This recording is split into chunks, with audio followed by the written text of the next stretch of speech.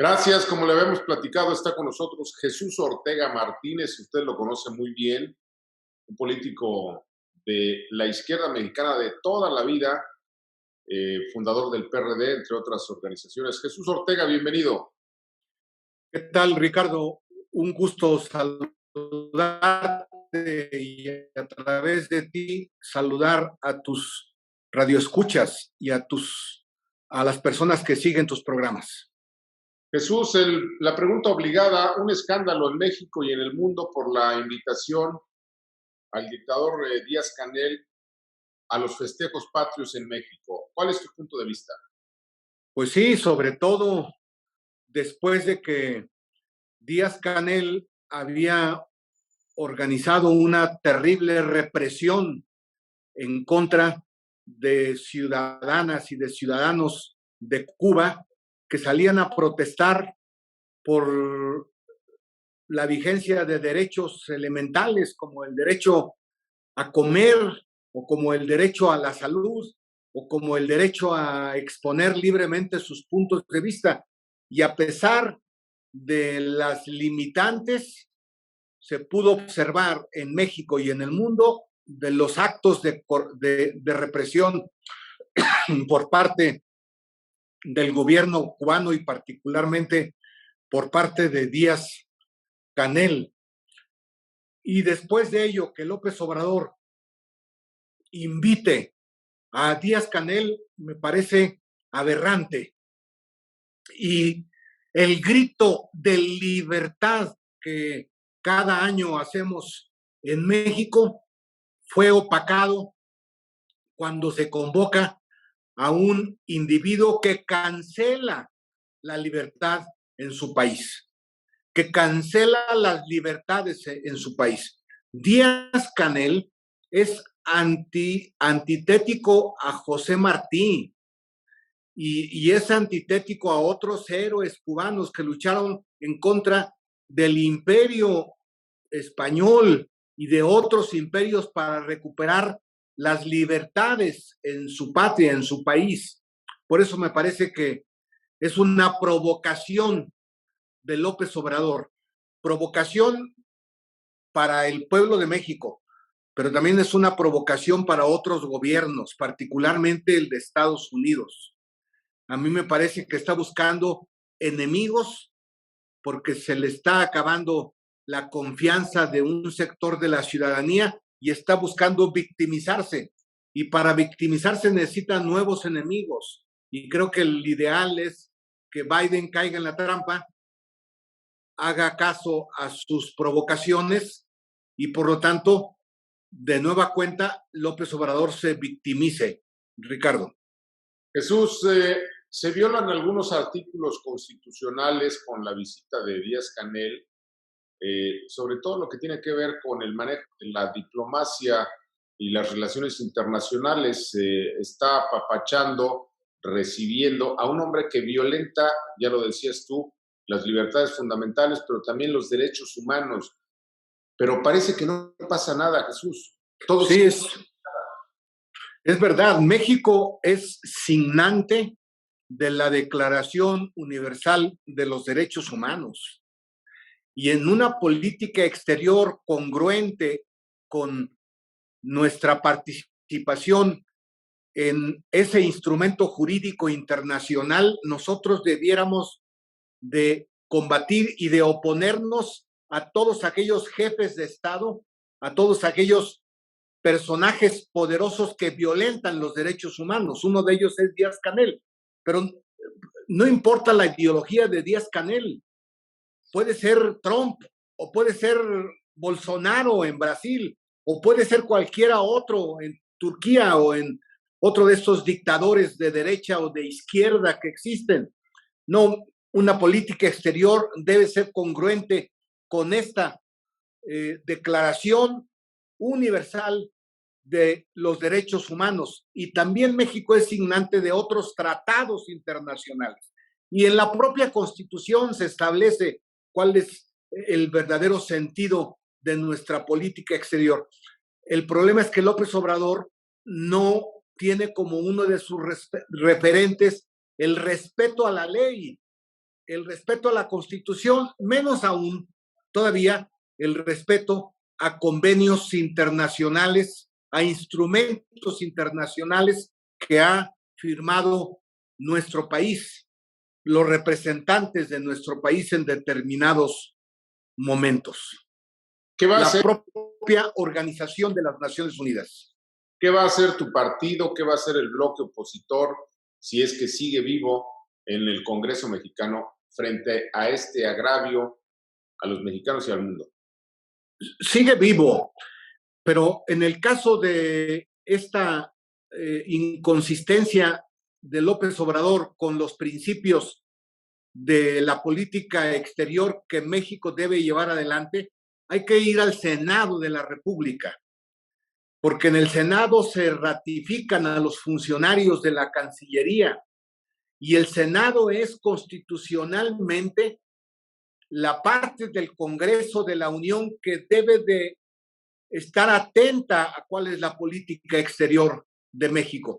Sé que al Senado lo controla mayoritariamente Morena, pero la oposición puede constituir una comisión investigadora sobre lo que está haciendo Marcelo Ebrard en política exterior y lo que hace el presidente de la República.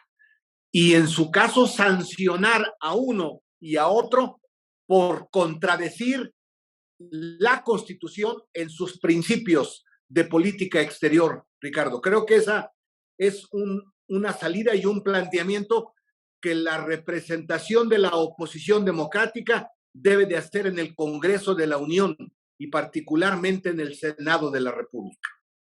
En otro tema, Jesús Ortega, bueno, pues el presidente parece que salió de compras hace unos días, fue a comprar opositores a cambio de no sabemos qué, y por ejemplo le entrega la pues embajada de México en España al exgobernador o gobernador saliente de Sinaloa, al gobernador saliente de Nayarit, lo llama al gabinete. ¿Qué significa esto?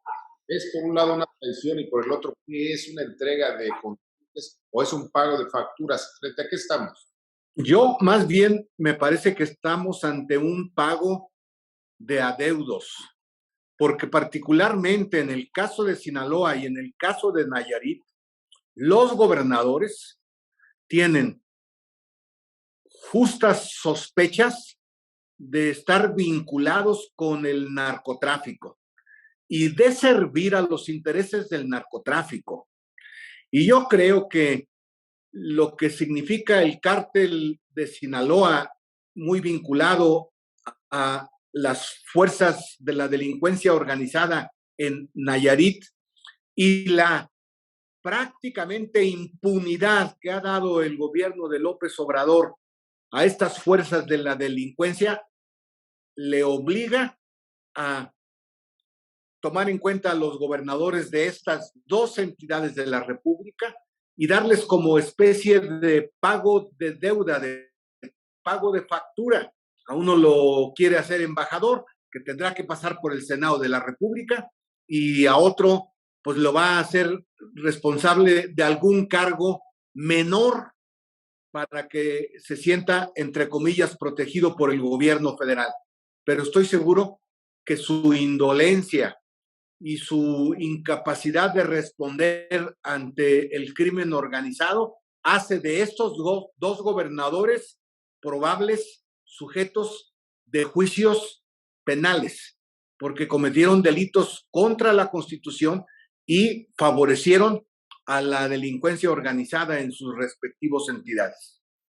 ¿Podemos hablar de que estas entidades o en estas entidades existen o van a existir narcogobiernos?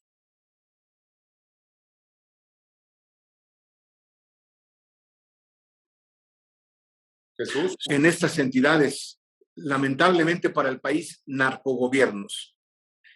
Y efectivamente en estas entidades como las que mencionamos, Sinaloa, Nayarit, Baja California Norte, en un tiempo Baja California Sur,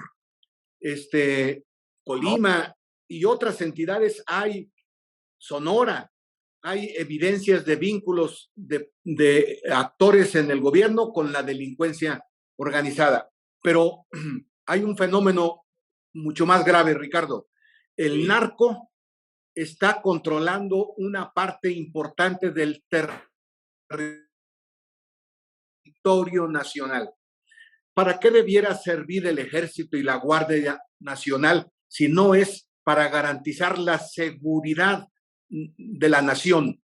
Ese es el mandato constitucional y no está cumpliendo con ese mandato porque el narco gobierna, controla buena parte del territorio nacional. Parecería que el presidente, como ha sucedido con otros personajes autoritarios en Latinoamérica, le va a quedar como territorio de gobierno el Palacio Nacional, ¿no? Porque si te das cuenta, ya no sale a las entidades para vincularse con la ciudadanía, ya no sale a las entidades como lo hacía antes, para rodearse de gente. Él sabe que hoy, si hace eso, será repudiado, le exigirán cuentas y parece entonces que su ámbito de gobierno territorial se limita a algunas regiones y a su palacio, al palacio de gobierno. Por eso Díaz-Canel lo tiene ahí y ahí lo va a tener durante toda la visita en Palacio Nacional. Es lamentable, pero es la verdad. El narco controla a una buena parte del territorio nacional ante la complicidad evidente del presidente y de las Fuerzas Armadas, incluida la Guardia Nacional. Jesús Ortega, en el proceso electoral anterior de 6 de junio vimos una fuerza importante que ganó en regiones muy importantes del territorio nacional, con esta unidad entre PRI, PAN y PRD. ¿Esto va a continuar? Porque hemos visto ya algunas deserciones tanto del PRD como del PRI, etcétera. ¿Qué está pasando ahí? No, lo que pasa es que en el Congreso formamos un bloque parlamentario que tiene un programa, pero ese programa no anula nuestras diferencias, que las existen entre PRI, PAN y PRD, y van a existir. Por lo tanto, hay votaciones en donde cada partido tendrá que votar por su programa, por sus objetivos, que son particularísimos, partidistas. En donde sí votaremos juntos es en el programa del bloque que signaron los tres presidentes de los partidos. Y son puntos tan concretos y tan específicos que ahí no habrá posibilidad de que coopte el gobierno a legisladores o a dirigentes partidarios.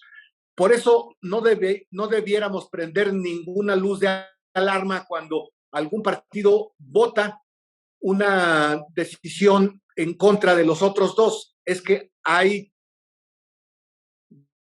digamos que el acuerdo de que donde hay intereses y propósitos partidistas que no están en el bloque parlamentario, cada quien podrá votar en libertad, Ricardo. Por lo tanto, estoy seguro que se mantendrá el bloque parlamentario y yo espero que se mantenga un bloque opositor democrático a Morena en el 24. En un minuto. En el 2024.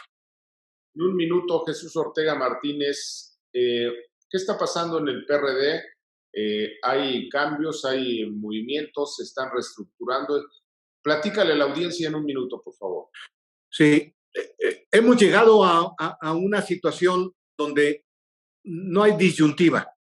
O nos transformamos, o cambiamos profunda y radicalmente, o estamos en el severo riesgo de perder toda influencia y de desaparecer del escenario político nacional. Por eso, nuestra tarea principal está enfocada a la transformación y al cambio, a la renovación profunda del PRD.